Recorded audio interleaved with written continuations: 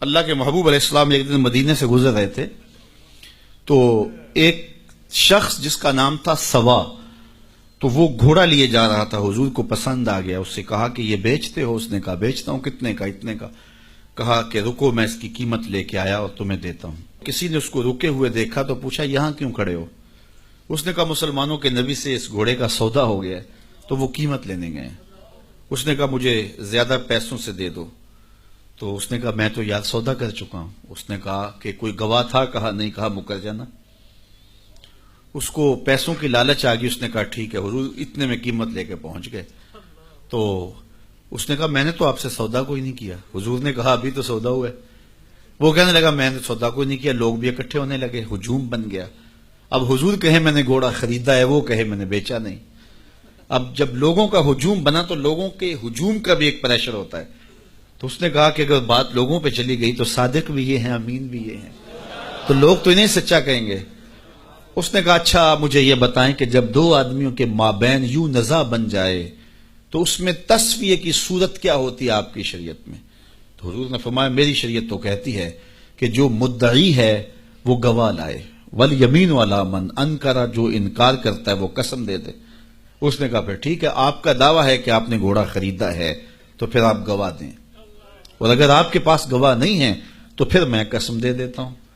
جھوٹ اس نے پہلے بول لیا تھا، قسم دینا اس کے لیے مشکل نہیں تھا، اور اس کو یہ بھی پتا تھا گواہ کوئی نہیں۔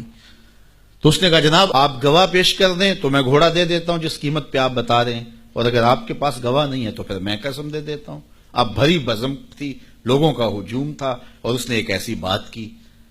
قبل اس سے کہ کچھ دیر گزرتی، حضرت حذیفہ بن یمان الانصاری رضی اللہ تعالیٰ عنہ آگے بڑھے اور کہا کہ گواہی مانگتا ہے؟ اس نے کہا جی میں گواہی مانگتا ہوں۔ تو کہا میں گواہی دیتا ہوں، جتنے میں حضور نے بتایا اتنے میں سودا ہوا ہے اور حضور نے گھوڑا خریدا ہے۔ اس نے کہا جی ٹھیک ہے میرا مطالبہ پورا ہو گیا، گواہی چاہیے تھی، درکار تھی گواہی مل گئی۔ تو اس نے گھوڑا دے دیا اور قیمت اس نے لے لی۔ قیمت اس نے اپنی مرضی کی گھوڑے کے مطابق ہی لی تھی، وہ تو زیادہ پیسوں کے لالچ میں مکرا تھا۔ تو خیر اس کو راستہ نکلنے کا مل گیا، لوگ ہٹنے لگے تو حضور نے حضرت حذیفہ رضی اللہ تعالیٰ عنہ کو اشارے سے قریب کیا اور کہا کہ تم نے گواہی دی، تم تو موقع پہ موجود ہی نہیں تھے، تو تم نے گواہی کیسے دی؟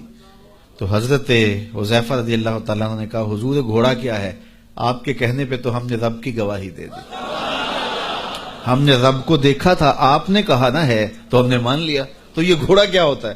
تو حضور نے حضرت حذیفہ کا ہاتھ پکڑ کے فضا میں بلند کیا اور لوگوں کو کہا جانے والوں رک جاؤ۔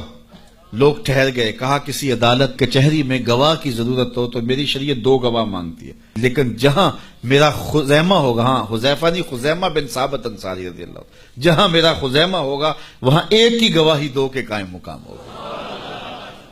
فیض پہنچا اے رضا احمد پاک کا، ورنہ ہم کیا جانتے خدا کون ہے۔ میں اگر خدا سے ملنا چاہوں تو مجھے بتاؤ نہ کہ میں کدھر جاؤں، شرق کو جاؤں، غرب کو جاؤں، شمال کو جاؤں، جنوب کو جاؤں، نیچے سوراخ کروں، اوپر سیڑھی لگاؤں، کدھر جاؤں؟ آئیے ذرا قرآن کا اسلوب دیکھیے۔